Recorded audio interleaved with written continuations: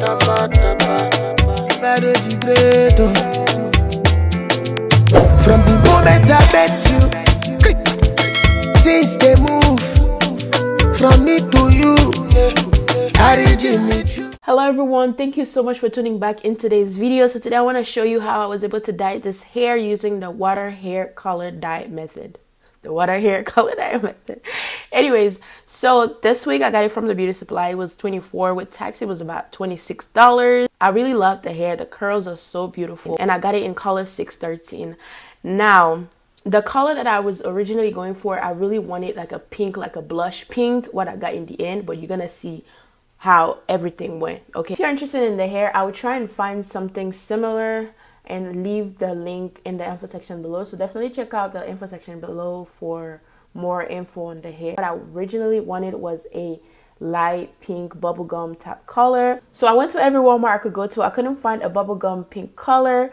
So I remember that I had some colors at home, and I got back and grabbed this purple that I am showing you here. I loved it because, you know, it's spring. I wanted something light. I didn't want a very dark color. So I just went ahead and used this Reed's hair dye. I went ahead and boiled my water. My water is very hot. And then I started pouring the dye inside the water. I poured a little bit at first, and then I poured a little bit again. I poured another little bit again. You can see what I did there. So I didn't use a lot at all. And so I went ahead and started dipping the tips of the hair and took it out. I saw that the color was actually beautiful. I was like, yeah, this is the color that I'm going for. So I went ahead and dipped the whole wig inside the mixture and started moving it around to make sure I was getting the color everywhere. Then after I brought it out, I saw that some parts were still having that 613 color. Then I went ahead and added some more dyes into the mixture. So I was just kind of moving the hair all over to make sure that the dye was getting to every part of the hair. And once I did that, I let it sit for about 5 minutes. I didn't let it sit for too long. I just let it sit for about 5 minutes, even less than 5 minutes actually, because I did not want it to get too dark. And then I went ahead and rinsed it off, and I was like, wait, this is the exact same color that I wanted. I did not think that I was gonna get this color at all. Wait, I used the purple to achieve this color. I'm shook, okay? But yeah, those are the steps that I used, and I'm so happy with the results. Now moving on to the next part of this video, which is the styling part. So I don't have a lace all over the wig, only in the front, which I already cut off the lace.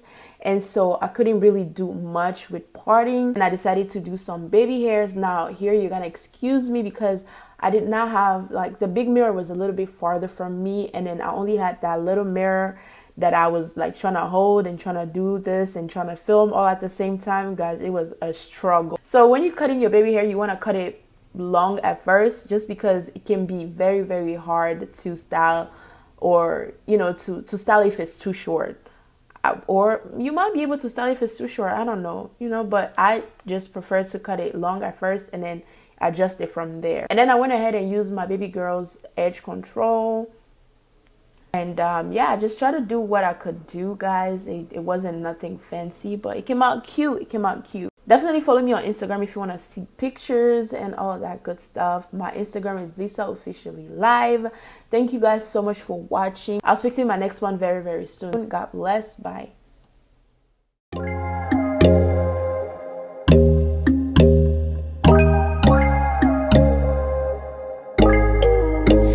When there's no hope hiding, no chance concealing what deep down I felt for you. Oh, I regret for losing the one who loved me for who I...